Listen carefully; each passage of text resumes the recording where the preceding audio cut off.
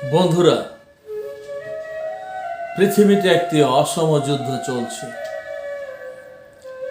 এই যুদ্ধের শুরু পৃথিবীর শুরু থেকে শুরু। এই যুদ্ধের কখনো অন্ত নাই। এই যুদ্ধটা কখনো শেষ হবে না। যুদ্ধটা ছোটর সাথে বড়র যুদ্ধ, ছোটর সাথে বড়র লড়াই। আমি যদি বড় হই, ছোটকে আমার নানাভাবে বঞ্চনা, শক্তি প্রদর্শন, অন্যায়ভাবে তার সম্পত্তি সহায় হাতিয়ে নেওয়া, আমি যে কোনো কিছু করব।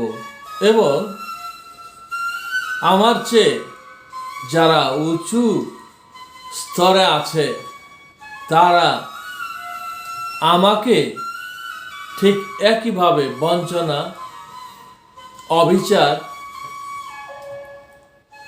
অন্যায়ভাবে যুদ্ধ চাপিয়ে দেওয়ার সকল প্রচেষ্টা অথবা অপচেষ্টা চালিয়ে যাবে। পৃথিবীতে এই অসম যুদ্ধটা কেন শুরু হলো? পৃথিবীর নিয়মের মধ্যেই, পৃথিবীর খোদ অস্তিত্ব সংকটের মধ্যেই তার উত্তর।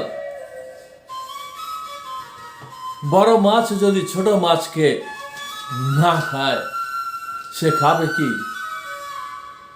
বড় মাছ তো আর পাথর খেয়ে বসবাস করতে পারবে না, পারবে কি?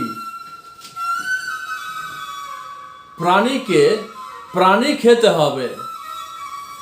আপনি যদি বলেন প্রাণী না খেয়ে গাছ গাছালি খাবো, সেই একই কথা হলো, গাছ গাছালিরও তো প্রাণ আছে, তাই না? গাছকে খেয়ে আমি বেঁচে থাকি, তাতে আমার আমিষ, প্রোটিন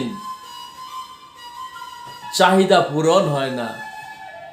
আমাকে আমিষ বা প্রোটিনের অভাব পূরণের জন্য অন্য কোনো প্রাণী খেতে হবে, অন্য কোনো প্রাণীর মাংস খেতে হবে। পৃথিবীর এই অস্তিত্ব সংকটের মধ্যে কেন প্রাণী নিধন করতে হবে, তার উত্তর ইতিমধ্যে আপনারা পেয়ে গেছেন। এখন কথা হলো, মানুষ অন্য প্রাণীকে খাবে, গায়ের জোরে সে ধরে নিয়েছে আমি হলাম আশরাফুল মাখলুকাত, আমি অন্য সকল প্রাণীকে খাবো। আশরাফুল মাখলুকাত মানুষ, সেটা মানুষ নিজেকে আশরাফুল মাখলুকাত বলে। মানুষ যখন মুরগি খায়, মুরগি বলে না আশরাফুল মাখলুকাত আমাকে খাচ্ছে, আমি ধন্য। যদি মুরগি বলে ইয়েস মানুষ আশরাফুল মাখলুকাত, আমাকে খেয়ে ফেলো, তাহলে অন্তত পক্ষে অত্যাচারিত, দুর্বল তার পারমিশন দিয়েছে, এইটুকু বোঝা যেত।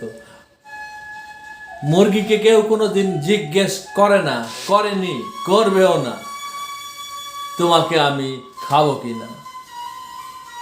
বলা হয়ে থাকে মুরগিকে আমরা কত যত্ন করে পালন করি। সত্যি কথাই, যত্নটা কার জন্য? আমার পেটের দায়ে। মুরগি পোষা ভালোবাসা। মুরগি পোষা ভালোবাসা হলো মুরগি তোকে খাবো, তোকে ভালোবেসে খাওয়াচ্ছি, এরপর তোকে খাবো। এটা মুরগির জন্য নয়। মুরগি পোষা ভালোবাসার কোনো মূল্য নেই। ঠিক তদ্রূপ একটি শক্তিশালী মানুষের কাছে দুর্বল একটি মানুষ মুরগির চেয়ে কোনো ভালো অবস্থানে নেই। একটা দুর্বল মানুষের কাছে আমার কি কি পাওনা আছে, আমি যদি অনেক বড় হই, আপাত দৃষ্টিতে মনে হবে কোনো কিছু পাওনা নেই। বড় লোকের আবার আমি একটা গরিব মানুষ, তা আমার কাছে আর তার কি পাওনা থাকতে পারে? ভাইজান, গরিবের কাছে বড় লোকের পাওনা অনেক অনেক। একজন বড় লোকের 1000 কোটি টাকা, এই 1000 কোটি টাকা বাতাস থেকে এসে তার ব্যাংকে চলে যায় না, কিংবা এমন সুকর্ম নেই যেটা করে সে 1000 কোটি টাকা বানিয়ে ফেললো। আপনি বলতে পারেন, আমি তো ব্যবসা বাণিজ্য করে 1000 কোটি টাকা করেছি। তাহলে ব্যবসা বাণিজ্যটা করার জন্য ভোক্তা প্রয়োজন। এই ব্যবসা বাণিজ্য, আমি হারপিক বানালাম, আমি টুথপেস্ট বানালাম, আমি চানাচুর বানালাম, এগুলি খাবে কে? গরিব বহু কষ্টে ঘাম ঝরিয়ে জান দিয়ে এসব কিনে নিয়ে এসে খাবে। তাহলে বড়লোক প্রোডাক্ট বা পণ্য তৈরি করবে, সেটা গরিব খাবে।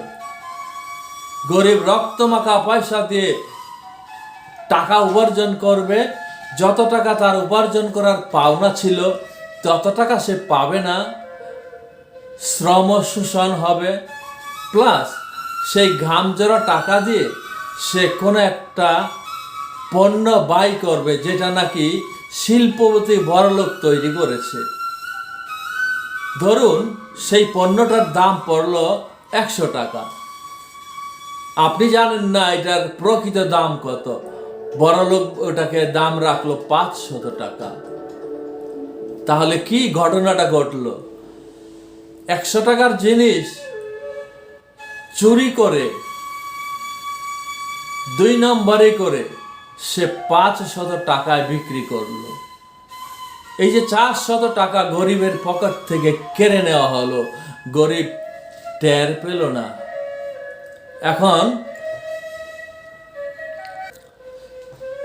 এখন কল্পনা করুন, যদি ভোক্তা বা গরিব না থাকে, তাহলে বড়লোকের শিল্পের পণ্য কে কিনবে? সুতরাং যে কোনো দেশে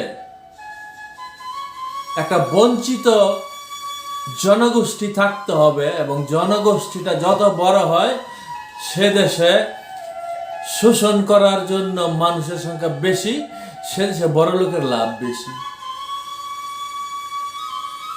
আর কিছু কিছু জাতি আছেন যারা তাদের পণ্য শুধু দেশেই বিক্রি করে তা নয়, সারা বিশ্বে তার নেটওয়ার্ক, শোষণের জাল এমনভাবে পাতা যে তার পণ্য 100 টাকার পণ্য সে 500-তে বিক্রি করবে তা নয়, 1000 টাকায়। সেই পণ্য না কিনে গরিবের মুক্তি নাই। যেমন ধরুন পেট্রোল প্রকৃতির দান, মাটির নিচে খোদার দান। সেটাকে উত্তোলন করার জন্যে যা খরচ, যা কিছু এক্সপেন্ডিচার হয়, তার সাথে প্রফিট যোগ করলে, লাভ যোগ করলে পেট্রোলের দাম যত হওয়ার কথা ছিল তার চেয়ে কত গুণ বেশি বড় বড় দেশ, বড় লোকের দেশ আপনাকে চার্জ করতেছে, আপনার কাছ থেকে বলছে পেট্রোলের দাম এত টাকা। আপনি তো জানেন না পেট্রোলের উত্তোলন খরচ এবং লাভ মিলে প্রকৃতপক্ষে পেট্রোলের দাম কত হওয়া উচিত ছিল, আপনি তো জানেন না। পুঁজিবাদী সমাজ সেটা আপনাকে জানতে দিবে না। গরিবের ভোটে ক্ষমতায় গিয়ে বড়লোকের সেবা করে রাজনীতিক আরো বড় লোক হবে, বিলিয়নিয়ার হবে, গরিবের তাতে কোনো নিয়ন্ত্রণ নেই। সেই রকম বনের পশুকে ধরে খাবে মানুষ, কারো পারমিশন অনুমোদন নিতে হয় না। জাস্ট গায়ের জোরে বনের হরিণকে ধরে জবাই করে ফেললেই হলো। সেখানে হাইকোর্টের কোনো সমন জারি লাগে না। মানুষ স্বাধীনভাবে যে কোনো প্রাণীকে খুন করতে পারে। মানুষ যে কোনো সময়ে তার যখন ভালো লাগে মুরগি জবাই করতে পারে, খাসি জবাই করতে পারে, গরু জবাই করতে পারে। মানুষ কখনো ভাবে না গরুর পরিবার আছে, গরুর বাচ্চা আছে, গাভীর বাচ্চা আছে, তাকে দুধ খাওয়াতে হবে। মানুষ সেটা ভাবে না। ঠিক তেমনি সচ্ছল লোক, বড় লোক, যে দেশের সামরিক বাহিনী শক্তিশালী, তারা যখন ভাবে কোন এক দেশকে ধ্বংস করে দিতে হবে, তারা স্বাধীনভাবে করে ফেলতে পারে। তাদের কারো পারমিশন নেওয়া লাগে না। পৃথিবী অন্যায় অবিচারের উপর প্রতিষ্ঠিত। কোন রাষ্ট্র যদি পরাশক্তির অবাধ্য কিংবা পরাশক্তির ইচ্ছের বিরুদ্ধে কোনো কিছু করে, সেই জাতি, সেই দেশ পৃথিবীর বুকে কদিন বাঁচতে পারবে আপনি নিজেই বলুন। তাহলে মানুষ নিজেকে আশরাফুল মাখলুকাত বলে যেভাবে নির্বিচারে প্রাণী হত্যা করে, যেভাবে নির্বিচারে যে কোনো গাছপালা কাউকে যে কোনো সময়ে কেটে নিজের উদর পূরণ করতে পারে, ঠিক তেমনি একজন শক্তিশালী নেতা, বড় লোক যে কোনো মুহূর্তে যে কোনো গরিবের পরিবারকে, ফ্যামিলিকে মুহূর্তের মধ্যে ধ্বংস করে দিতে পারে। কৌশলে, অপকৌশলে, ছলে কলে, যে কোনো ভাবে। দুর্বল, তার চেয়ে নিচু লেভেলের কোনো মানুষের কোনো মুক্তি বড়লোক অত্যাচারের ইচ্ছা থেকে কোনোদিন হবে না। পৃথিবী প্রতিষ্ঠিত এক অন্যায়, অবিচার এবং অসম শক্তির লড়াই। প্রাণীকে, দুর্বল প্রাণী অন্য প্রাণী খেতেই হবে। পাথর খেয়ে তো কোনো প্রাণী বাঁচে না। তাহলে প্রকৃতির নিয়মের মধ্যেই অবিচার প্রতিষ্ঠিত। মানুষ অবিচার করে, দুর্বল অবিচার করে প্রাণীকুলকে, মুরগি, গরু, হরিণের বাচ্চা, কবুতরের বাচ্চা, তাদেরকে। আবার সেই দুর্বল মানুষটাকে অবিচার, অত্যাচার করে, তার সম্পদ কেড়ে নিয়ে যায়, তাকে যে কোনো মুহূর্তে গুম করে ফেলে, তার ইচ্ছার বিরুদ্ধে যে কোনো সময়ে, তার ইচ্ছা যখন হয় তখন। তার থেকে গরিবের পরিত্রাণ নাই। আবার বিরাট পরাশক্তি, নিউক্লিয়ার পাওয়ার, ফাইটার জেটস,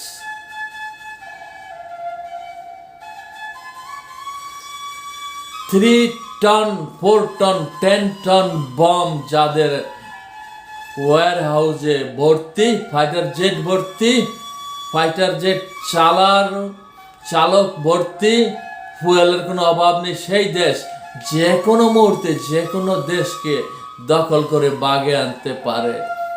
তার থেকে কারো কোনো পরিত্রাণ নেই। যে কোনো দেশ, গরিব বড়লোক, একজন আরেকজনের খাবার।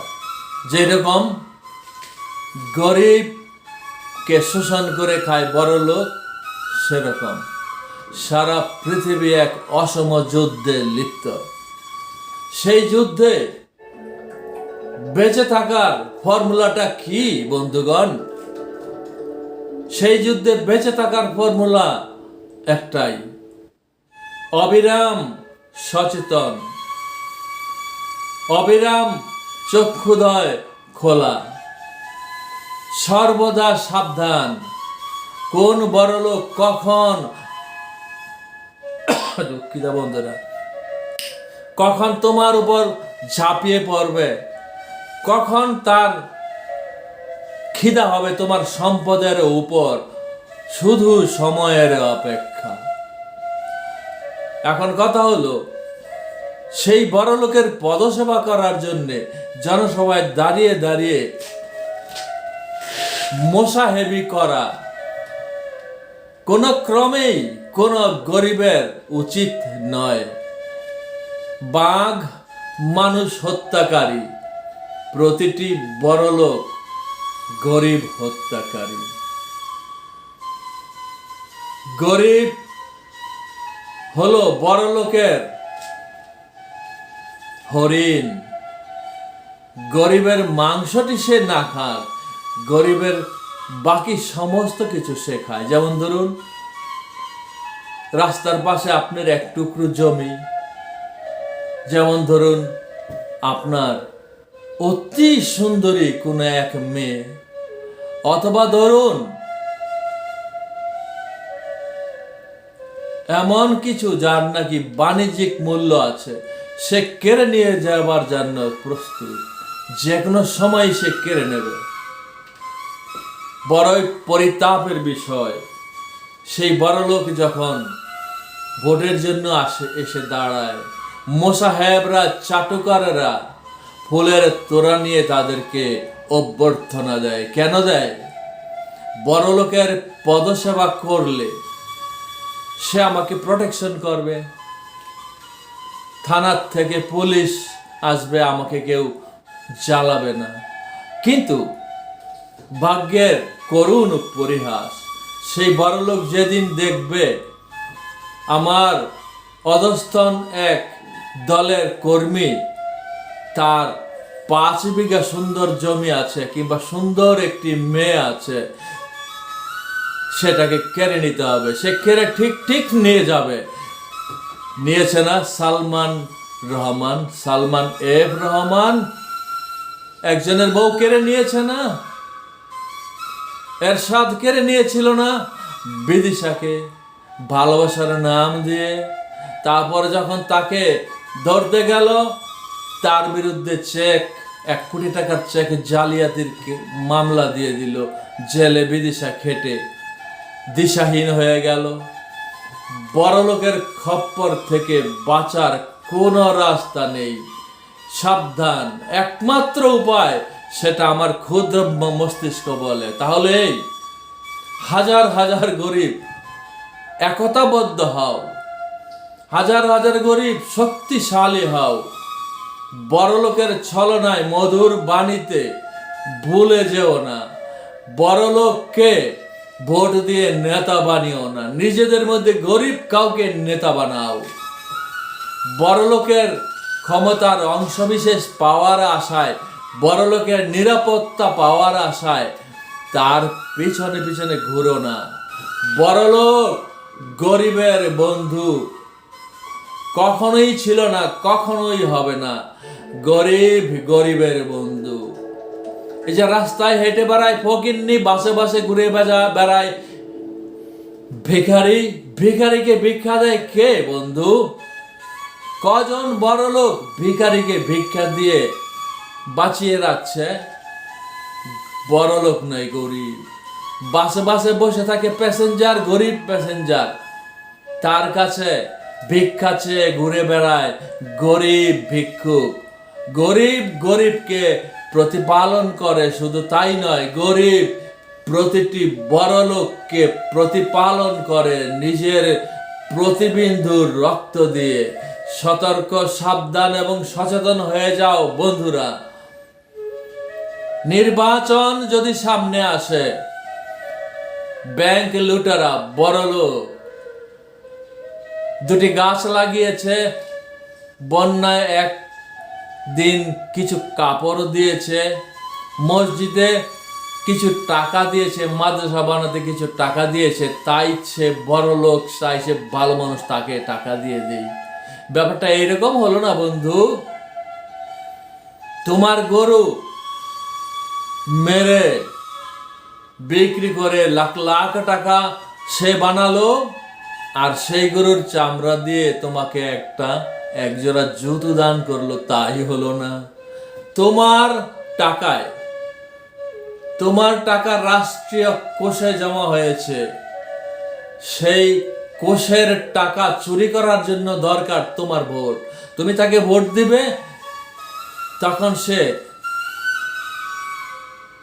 দুর্নীতি করে ঘুষ দিয়ে 1 লাখ ঘুষ দিয়ে 1 কোটি টাকা রাষ্ট্রীয় ব্যাংক থেকে চুরি করে নিয়ে যাবে। তাকে আবার বিশ্বাস করা কেন বন্ধু? সে কোন দল করে নাকি কোন দল করে আমার কি জানা দরকার? বড়লোক কাউকে ভোট দিব না, কোন দলকে কোনো ভোট দিব না। সকল দল চুরি করার দল, জনগণের টাকা লুট করার দল। কোন দল ক্ষমতায় আসেনি, কে চুরি করেনি, সেই চোরদের আবার ভোট দিয়ে আবার ক্ষমতায় এনে কি লাভ বন্ধুরা?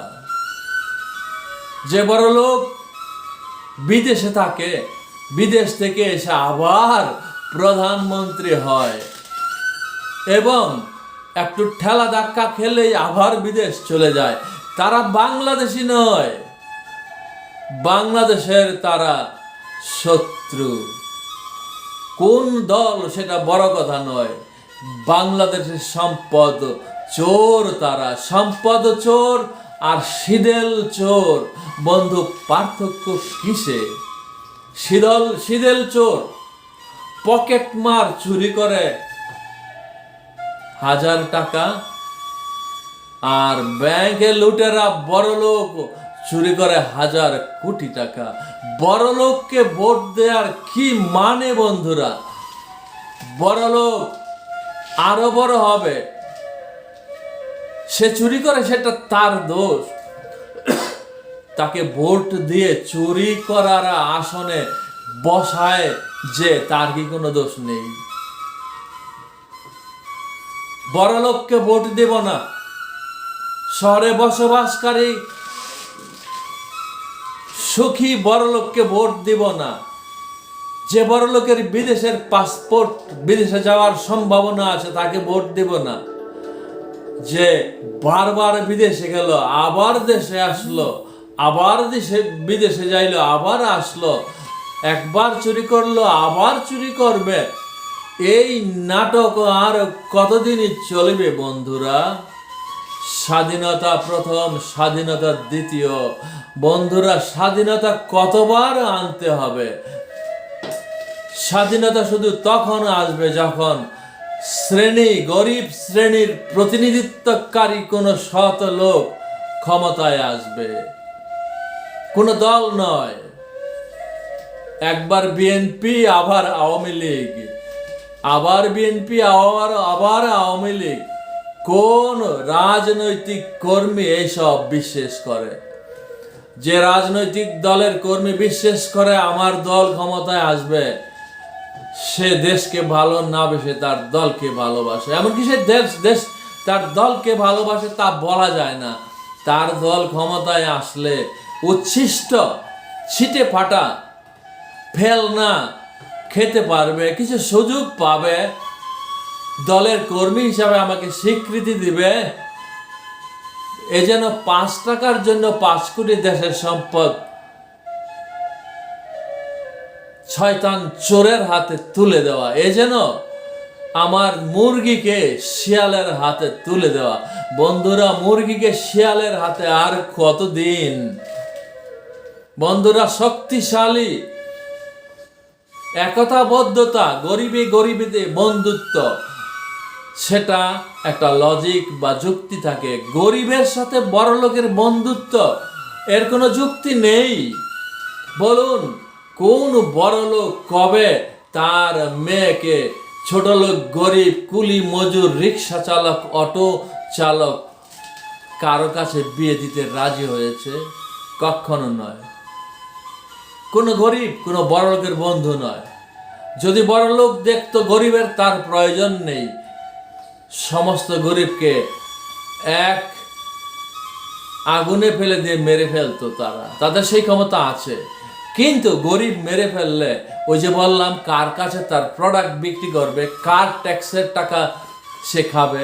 হাজার হাজার জনগোষ্ঠী না থাকলে, যদি 1 লাখ লোক বাংলাদেশে থাকে, ট্যাক্স কেউ না দেয়, তাহলে রাজকোষ খালি থাকবে না। রাজকোষ খালি থাকলে চুরি করবে কি? সুতরাং গরিব তাদের প্রয়োজন। গরিব থাকলে রাজকোষে সকলের ইনকাম, আর্থিক ইকোনমিক অ্যাক্টিভিটিস বা অর্থনৈতিক কর্মকাণ্ড থাকবে, ব্যাংকে টাকা জমা হবে, তখন চুরি করা যাবে। বড়লোকের গরিবকে অনেকে প্রয়োজন। আর গরিব ভাবে কি ছিটে ফোটা মিষ্টি খাবার জন্য বড়লোকের পিছে পিছে ঘুরে। যেসব লোক সাংবাদিক, নেতা, কর্মী বড়লোকের পিছনে পিছনে ঘুরে, তারা হলো দিনহীন, তারা হলো ভিখারি। তারা উচ্ছিষ্ট খাবার আশায় ক্ষমতাশালী নেতা, টাকাওয়ালা লোক তাদের পিছনে পিছনে ঘুরে। তাদের দৈন্যতা, তাদের মানসিক মৃত্যু, তাদের কাপুরুষতা সবচেয়ে ন্যাক্কারজনক। বন্ধুরা, রাজনৈতিক দলের কর্মী বলো, কিসের রাজনৈতিক দল? এদেশে কোনো রাজনৈতিক দল আছে নাকি? রাজনীতি বলা হয়। কিসের রাজনীতি? এটা রাজনীতি নয়। রাজনীতি কি? নীতির রাজা। তাদের নীতিগুলো কি? কোন নীতিটা নীতির রাজা?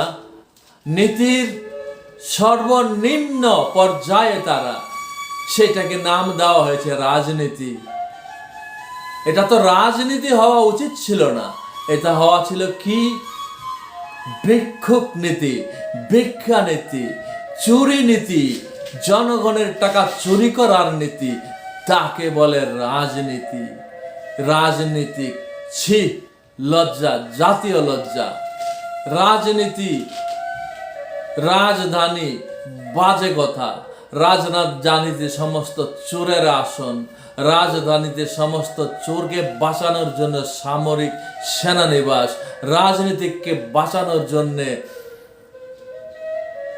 রাজধানীতে police headquarter, army headquarter, rifles headquarter, border security headquarter.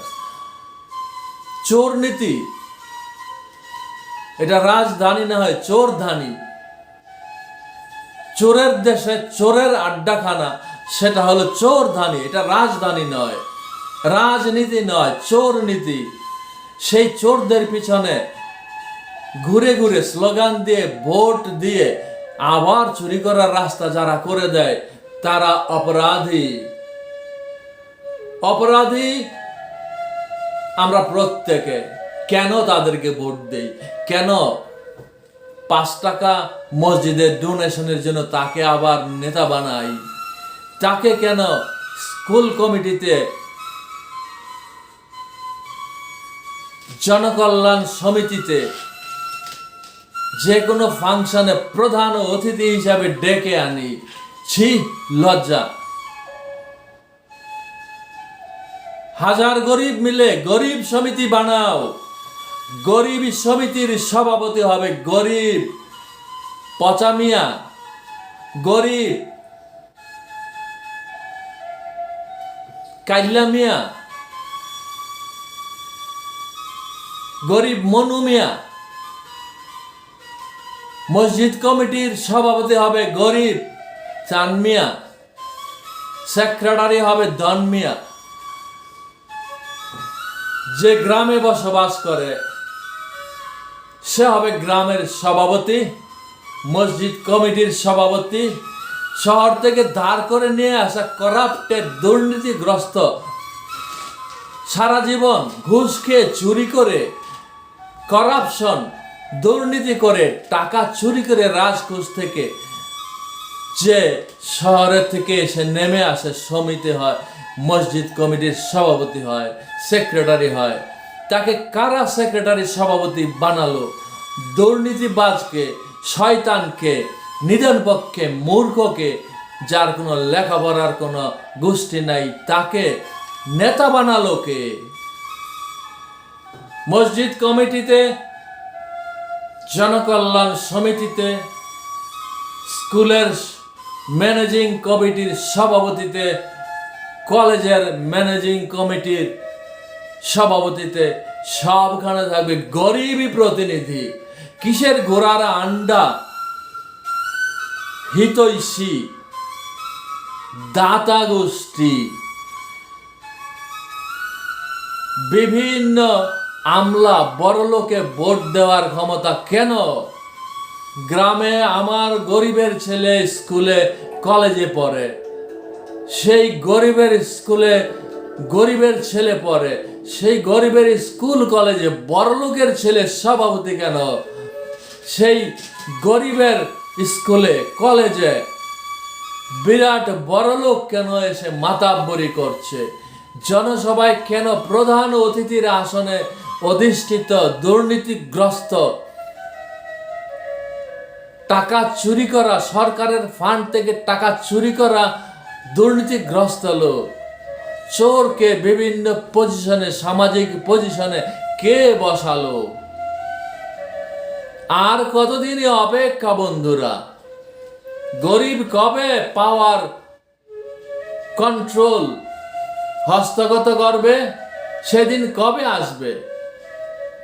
সেদিন যখনই আসুক, এখন যে আসবে না তা বোঝা যায়। কারণ খোদ গরিবের ঘরের সন্তান দেখা গেল বড়লোকের পা টিপছে। সেই গরিবের সন্তান বড়লোকের পিছনে পিছনে হাঁটছে।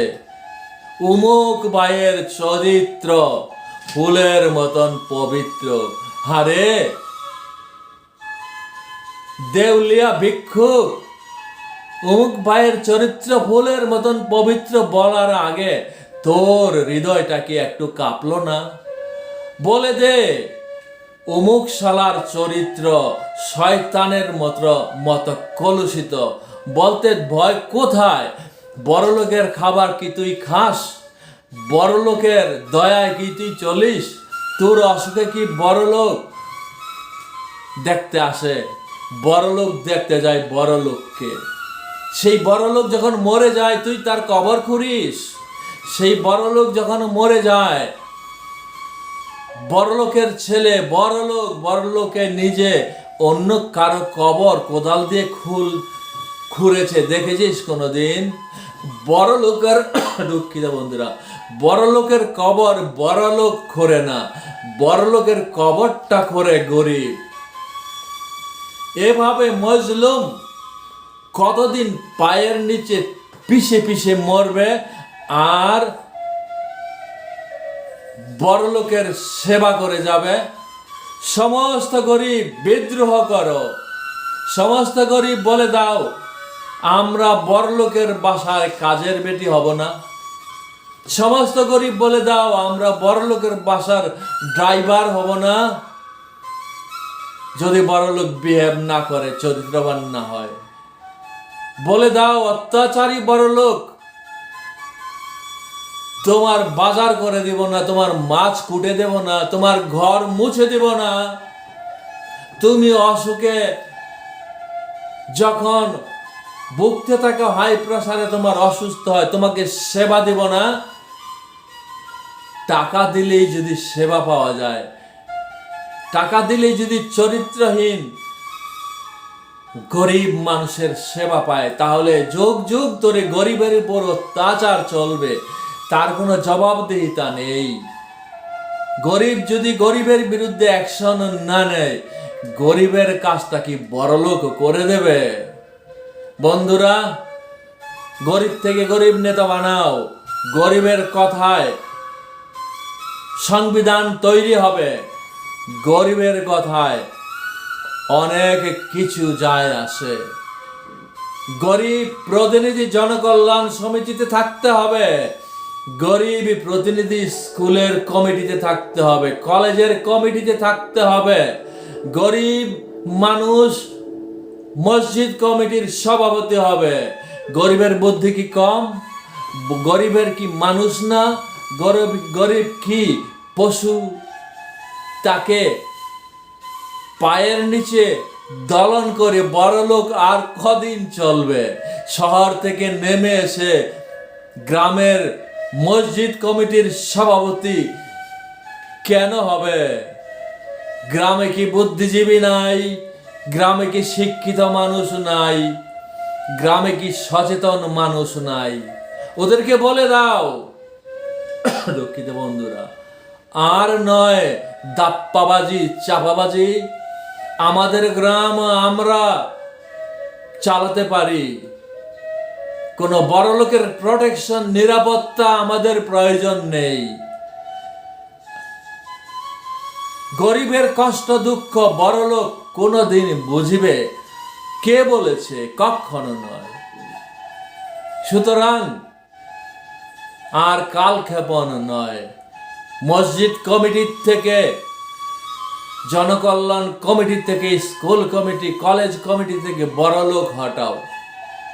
গরিব সুস্থ মানুষ, মধ্যবিত্তর ছেলে, মেধাবী ছেলে, সৎ ছেলে, নামাজ রোজা খোদার ধর্মে অটুট ছেলেকে বসাও। কোন সমিতিতে ধার্মিক সৎ লোক আছে বন্ধুরা? তোমরা তৈরি করো,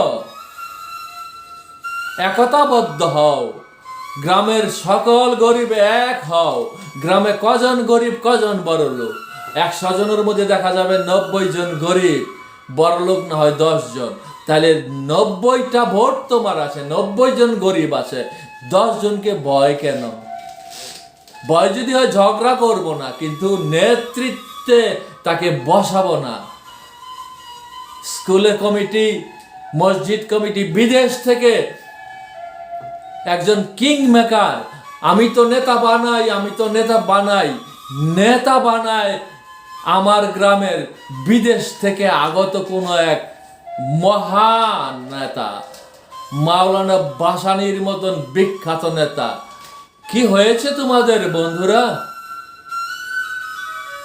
তার অঙ্গুলি হেলনে, তার চালবাজিতে গ্রাম চলবে কেন? এটা অপমান শিক্ষিত লোকের জন্য। কোনো বড় লোক, কোনো বিদেশ থেকে আগত কোনো লোক জনকল্যাণ সমিতির কোনো নিয়ন্ত্রণ নেবে না, মসজিদ কমিটির কোনো নিয়ন্ত্রণ নেবে না, আর হবে না। জেগে ওঠে সর্বহারা বন্ধুরা। মজলুম সংখ্যায় অনেক বেশি, সংখ্যাগরিষ্ঠ পৃথিবীর সর্বকালে, কারণ বড়লোক অত্যাচারী। তাহলে মজলুম কেন একত্রে হবে না? একত্র হয়ে যাও, নিজেদের মধ্যে মারামারি বন্ধ করো। গরিবের মধ্যে সৎ নেতৃত্ব সম্ভব, বড়লোকের মধ্যে কোনো সৎ নেতৃত্ব সম্ভব নয়। বড় ভাই, বড় কাকা, আমার অমুক, আমার তমুক, বড় কাকা, বড় ভাই, বড় বাড়ি, ফালতু কোনো কিছু বড় নয়। সবাই সমান খোদার দুনিয়ায়। গরিবে গরিবে বন্ধুত্ব, বড় লোকে বড়, ছোট বাড়ি বড় বাড়িতে বন্ধুত্ব নয়। গরিব বাড়ি বড় গরিব বাড়িতে বন্ধুত্ব। জেগে ওঠো বন্ধুরা, আন্দোলন আজ থেকে শুরু। মজলুমের জয় বেশি দূরে নয়।